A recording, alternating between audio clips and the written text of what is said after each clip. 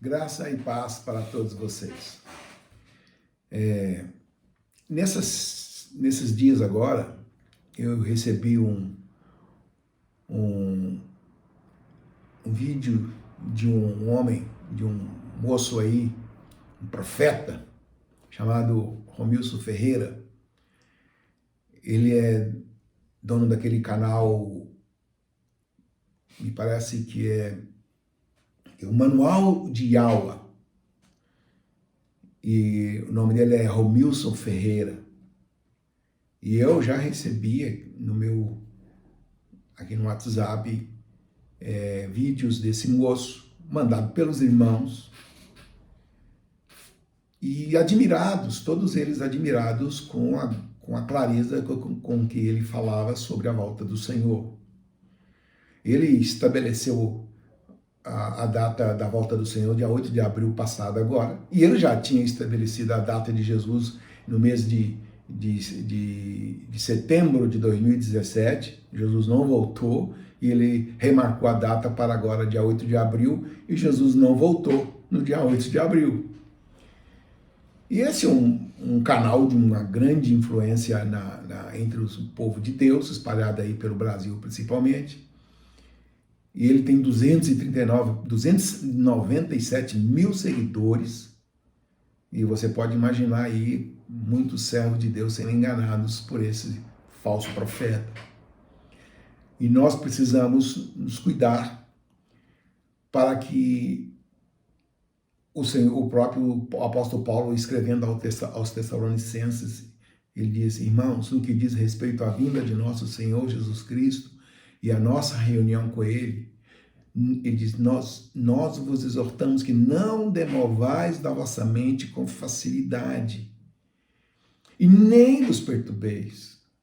Então nós não podemos nos deixar levar por esses falsos profetas e principalmente também não nos perturbar com todas essas mensagens mentirosas e que têm trazido grande perturbação entre os irmãos. E o próprio Senhor Jesus, quando estava respondendo aquelas 3 perguntas dos seus discípulos, quando eles perguntaram, olharam para o templo: mestre, olha que templo, que ornamento. Jesus disse: não ficará aqui pedra sobre pedra que não seja derribada. E lá em casa, no lugar reservado, eles falando, dando a resposta para os discípulos sobre aquelas 3 perguntas, ele diz: o Senhor falou de terremotos, de pestes, de fome, ele falou de muitos sinais, e ele diz: é necessário acontecer todas essas coisas. Então, é necessário acontecer, amados. E nós estamos vivendo esse momento aí do coronavírus, essa peste que vem assolando o mundo, que vem trazendo um grande dano ao mundo, e nós podemos dizer assim, que são 3 ondas que se levantaram hoje nesses dias.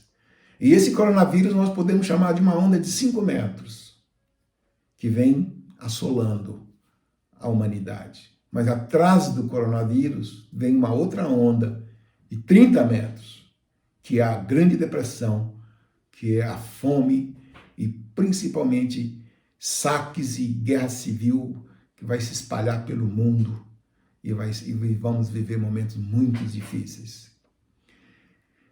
E vem a terceira onda, que é esta onda de 60 metros, que é o comunismo, que está aí assolando o nosso país, que vem para causar grande dano e prejuízo ao nosso povo, e nós já estamos percebendo de que parece que nós estamos dentro de um funil, e nós já estamos na parte de baixo do funil, e o que vem para cima aí é muito pesado para nós tentarmos escaparmos disso. Só um grande clamor do povo de Deus para nós nos livrarmos disso. Portanto, então, eu gostaria de compartilhar com vocês 7 coisas que você precisa saber para entender a profecia do fim dos tempos. Há uma ferramenta de gestão de negócios chamada agenda reversa. A melhor maneira de descobrir isto é executar o que o mundo dos negócios às vezes chama de exercício de agenda reversa. Como Isso. Ele envolve ir até o fim de um processo, né? Você identifica o seu resultado final, o que você deseja.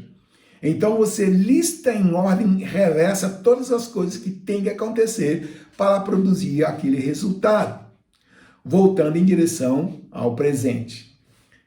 É mais simples do que parece, é muito mais simples em profecia do que no mundo dos negócios, porque existem muito menos eventos para organizar, pois nós todos pensamos na eternidade, portanto nós pensamos na eternidade como resultado final, certo? E assim podemos começar do final e trabalhar até o presente. Portanto, o último evento, principal evento descrito a qualquer nível de detalhe na Bíblia, é a era do reino milenar, o milênio, quando Cristo vai reinar e governar sobre a terra por 1000 anos. E esse período do milênio, claramente a gente percebe que ele se distingue da eternidade, apesar de alguns irmãos acreditar de outra forma. A eternidade, portanto, a eternidade não pode começar até que o milênio termine. Ok? O Apocalipse 20, versículo 6 diz assim: bem-aventurados e santo é aquele que tem parte na primeira ressurreição. Sobre esses, a segunda morte não tem autoridade. Pelo contrário, serão sacerdotes de Deus e de Cristo e reinarão com ele os 1000 anos. O milênio, obviamente, não pode acontecer até a segunda vinda. Até que a segunda vinda do Senhor tenha acontecido. Porque é quando o Senhor retorna para estabelecê-lo. No Apocalipse 20, versículo 1 e 2 diz: então vi descer do céu um anjo, ele tinha na mão a chave do abismo e uma grande corrente. Ele segurou o dragão, a antiga serpente, que é o diabo, e Satanás, e o prendeu por 1000 anos, e lançou no abismo, fechou e pôs selo sobre ele, para que não mais enganasse as nações, até que se completarem os 1000 anos. A segunda vinda não pode acontecer até que haja entrado o tempo da ira. Aqui em Apocalipse 11, 18, diz assim: na verdade, as nações se enfureceram, chegou, porém, a tua ira. Lembra que esse capítulo 11, versículo 18, esse texto já está antecedendo a última trombeta, quando o Senhor vai aparecer nos céus e vai arrebatar a sua igreja. E logo depois do arrebatamento da igreja, dá-se início à ira. E aqui em Apocalipse 11, 18 diz: na verdade, as nações se enfureceram, chegou, porém, a tua ira e o tempo determinado para serem julgados os mortos, para se dar galardão aos teus servos, os profetas, aos santos e aos que temem o teu nome, tanto os pequenos como os grandes, e para destruires os que destroem a terra. A segunda vinda não pode ocorrer até o final da grande tribulação. E também antes que o sol se escureça. Porque aqui em Mateus 25, 29 diz: logo em seguida a tribulação daqueles dias, o sol escurecerá, a lua não dará sua claridade, as estrelas cairão do firmamento e os poderes do céu serão abalados. Então aparecerá no céu o sinal do Filho do Homem, e todos os povos da terra se lamentarão e verão o Filho do Homem vindo sobre as nuvens do céu com poder e muita glória. Então, depois da grande tribulação, a Bíblia fala: o sol vai escurecer, então aparecerá no céu um sinal. O Senhor, ele aparece nas nuvens, e um grande sinal, e a Bíblia fala que os mortos em Cristo ressuscitarão primeiro, e depois nós, os vivos, que estivermos vivos, juntamente com eles, seremos arrebatados para o encontro com o Senhor nos ares. Agora, isso não pode ocorrer até que o anticristo se coloque no templo em Israel, se declarando Deus. conforme 2 Tessalonicenses 2,4 diz, o qual se opõe, se levanta tudo que se chama Deus, o objeto de culto, a ponto de assentar-se no santuário de Deus, ostentando-se como se fosse o próprio Deus. Este é o evento de que Jesus advertiu, e ele mesmo ele chamou de o abominável da desolação, que falou o profeta Daniel. Em Mateus 24,15 diz, quando, pois, vides o abominável da desolação, de que falou o profeta Daniel, no lugar santo, ele vai sentar no lugar onde não deve estar sentado. Quem lê, entenda. Então, os que estiverem na Judéia, fujam para os montes. É quando se dará início à grande tribulação. E vários eventos ocorrerão simultaneamente. A grande tribulação, um governo mundial, uma única moeda, um líder mundial vai tomar conta do mundo, que vai governar e vai reinar sobre o mundo. O Senhor vai levantar 2 testemunhas para profetizarem nesse tempo. Então, o abominável da desolação não pode aparecer até que tenha construído um templo, conforme Apocalipse 11, 1 e 2. Diz, e foi-me dado um caniço semelhante a uma vara, e também foi-me dito, dispõe-te, mede o santuário de Deus, o seu altar e os que nele adoram, mas deixa de parte o ato exterior do santuário e não meças, porque foi ele dado aos gentios, esses por 42 meses calcarão aos pés e a cidade santa. E a construção do templo não acontecerá até que se inicie o pacto de 7 anos, com muitos, que terá um ingrediente muito importante. Você precisa entender isso. O ingrediente mais importante que vai acontecer nesse pacto mundial é paz e segurança. Quando você vê qualquer pacto que está se formando e não produzir paz e segurança, principalmente para Israel, você pode esquecer. Não é o pacto da Bíblia. Não é aquele pacto de Daniel 9:27. Então, nesse período que vai se produzir esse pacto, Israel vai derrubar os seus muros. Se você olhar hoje, a faixa de Gaza está toda cercada com muros. Então Israel vai abaixar as suas armas e vai se sentir seguro. Ezequiel 38:8 diz, depois de muitos dias, será visitado no fim dos anos, virás à terra que se recuperou da espada, ao povo que se congregou dentre muitos povos sobre os montes de Israel, que sempre estavam desolados. Esse povo foi tirado de entre os povos e todos eles habitarão seguramente. Você nunca ouviu falar que Israel habitou na sua terra e habitou seguro. Em Ezequiel 38:11 diz, e dirás, quem? Gog, o anticristo, o destruidor, ele dirá, subirei contra a terra das aldeias sem muros, virei contra os que estão em repouso, que vivem seguros e que habitam todos sem muros e não têm ferrolho nas suas portas. Isto a fim de tomares o despojo, de arrebatares a presa e levantares a mão contra as terras desertas que se acham habitadas e contra o povo que se congregou dentre as nações, o qual tem gado, bens e habita no meio da terra, no qual se dará esse evento.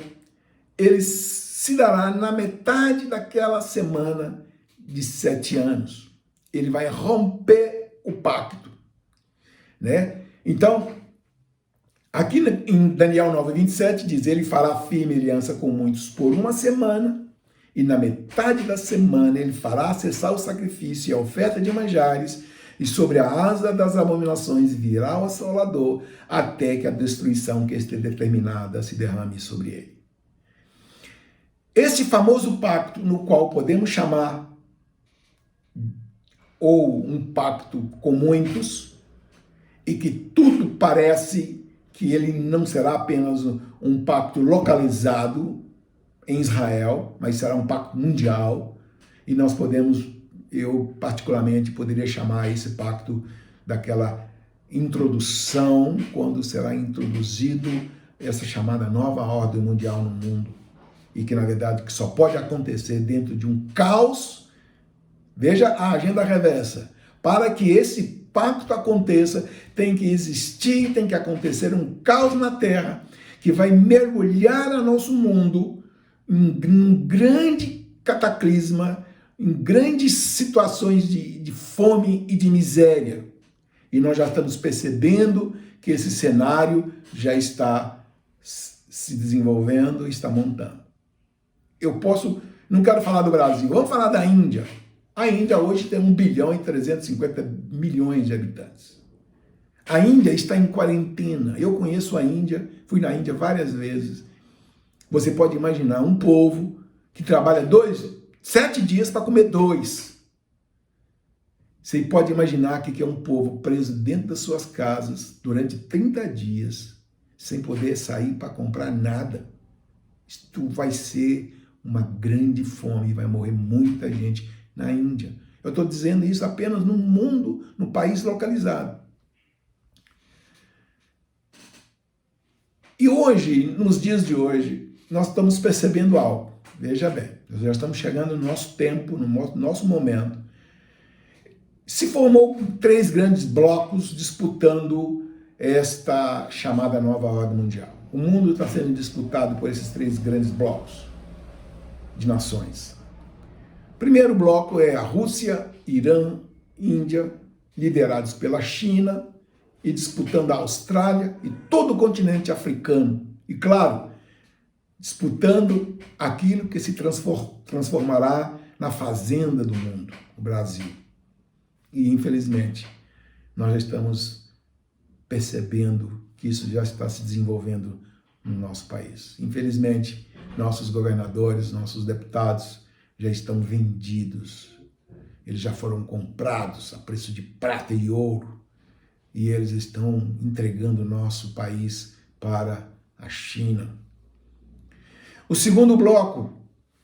Nesse segundo bloco nós temos os Estados Unidos, Israel, os sionistas, a União Europeia e o Reino Unido, que na verdade já está sendo